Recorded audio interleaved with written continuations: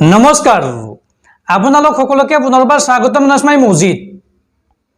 বন্ধুসকল পলকতে চাওঁ আজি 9টা গুৰুত্বপূৰ্ণ খবৰ প্ৰথমটো খবৰ হঠাৎ দেশজুৰি হাহাকাৰ এটা ইমেইলৰ পিছতেই তৎপৰতা বৃদ্ধি পাইছে নিৰাপত্তা বাহিনীৰ এইবাৰ দিল্লীৰ ইন্দিৰা গান্ধী আন্তঃৰাষ্ট্ৰীয় বিমানবন্দৰ বোমাৰে উৰুৱাই দিয়াৰ ভাবুকি দুৰ্বৃত্তৰ লগতে বুৰাৰী চৰকাৰী হাস্পাতাল আৰু সঞ্জয় গান্ধী হাস্পাতালতো বোমা আক্ৰমণৰ ভাবুকি দুৰ্বৃত্তৰ একেটা ইমেইলৰ পৰা এই ভাবুকি বৰা মেইল কৰিছে দুৰ্বৃত্তই আৰু তাৰ পিছতে তৎপৰতা বৃদ্ধি পাইছে ভাৰতীয় নিৰাপত্তা বাহিনীৰ ঘটনা সন্দৰ্ভত তদন্ত আৰম্ভ কৰিছে দিল্লী আৰক্ষীয়ে পৰৱৰ্তী খবৰ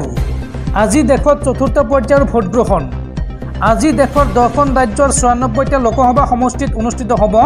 লোকসভা নিৰ্বাচনৰ চতুৰ্থ পৰ্যায়ৰ ভোট গ্ৰহণ আৰু আজিৰ দিনটোত ইভিএমত বন্দী হ'ব 1717 গৰাকী প্ৰাৰ্থীৰ ভাগ্য পৰৱৰ্তী খবৰ দেশবাসীক এইবাৰ 10টাকৈ গেৰাণ্টি দিলে দিল্লীৰ মুখ্যমন্ত্ৰী অৰবিন্দ কেজৰিৱালে দেশত এইবাৰ ইণ্ডিয়া এলায়েন্সৰ চৰকাৰ হ'লে দেশবাসীয়ে লাভ কৰিব 10টাকৈ বৃহৎ সুবিধা তিহাৰ জেলৰ পৰা জামিনমুক্ত হৈয়ে দেশবাসীলৈ বৃহৎ ঘোষণা কৰিলে দিল্লীৰ মুখ্যমন্ত্ৰী অৰবিন্দ কেজৰিৱালে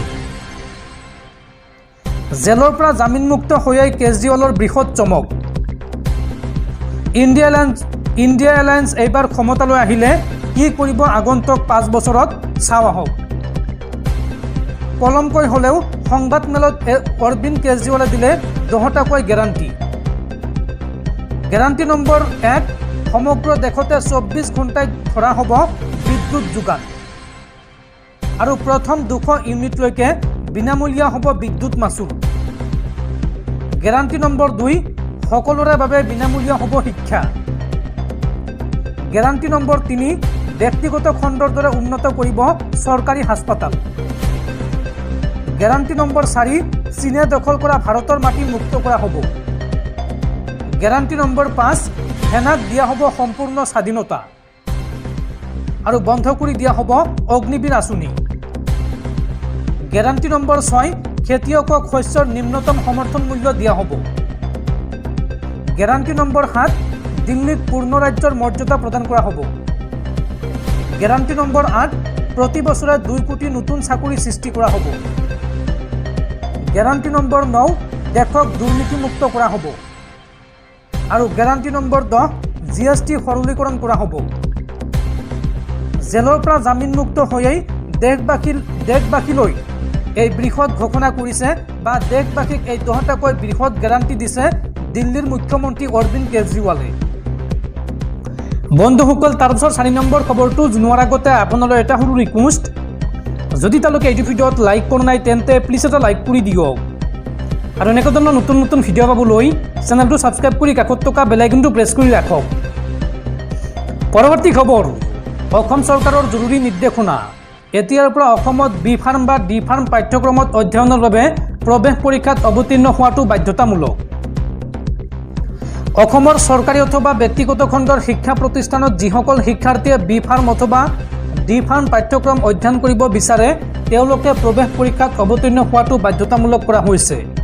Srimanta Sankardev university of health সায়েন্সৰ এক শৈক্ষিক জাননীত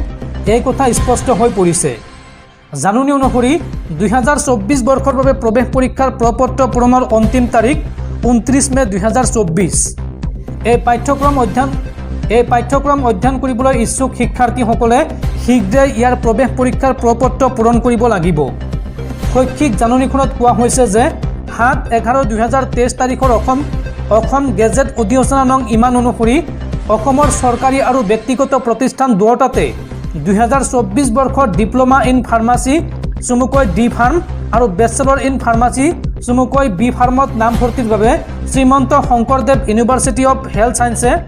অহা 23/6/2024 ইংৰাজী তাৰিখে প্ৰৱেশ পৰীক্ষাৰ দিন ধাৰ্য কৰিছে আৰু সেই অনুসৰি 2024 বৰ্ষৰ বি ফাৰ্ম আৰু ডি ফাৰ্ম পাঠ্যক্ৰমৰ ফাৰ্মাচীৰ প্ৰৱেশ পৰীক্ষাৰ বাবে প্ৰাৰ্থীসকলৰ পৰা আবেদন আমন্ত্ৰণ জনোৱা হৈছে অনলাইন আবেদন প্ৰপত্ৰ বিশ্ববিদ্যালয়ৰ ৱেবছাইট www.ssuhs.in এই ৱেবছাইটত 14/5/2024 পৰা 29/5/2024 উপলব্ধ হ'ব। পৰৱৰ্তী খবৰ, দেশবাসীলৈ আন এক উদ্বেগজনক খবৰ। এইবাৰ টুইটাৰে 1.80 লাখ ভাৰতীয়ৰ একাউণ্ট নিষিদ্ধ কৰিলে। মূলতঃ যৌন শোষণ সম্পৰ্কীয় প্ৰচাৰৰ দুখতেই নিষিদ্ধ কৰা হৈছে এই একাউণ্টবোৰ। আৰু এই কথা ঘোষণা কৰিছে টুইটাৰৰ CEO এলন মাস্কে। পৰৱৰ্তী খবৰ, প্ৰধানমন্ত্ৰী নৰেন্দ্ৰ মোদীক পুনৰ খুৰদাৰ সমালোচনা কংগ্ৰেছ নেতা ৰাহুল গান্ধীৰ। এইবাৰ প্ৰধানমন্ত্ৰী নৰেন্দ্ৰ মোদীক পুতলা ৰজা আখ্যা কংগ্ৰেছ নেতা ৰাহুল গান্ধীৰ।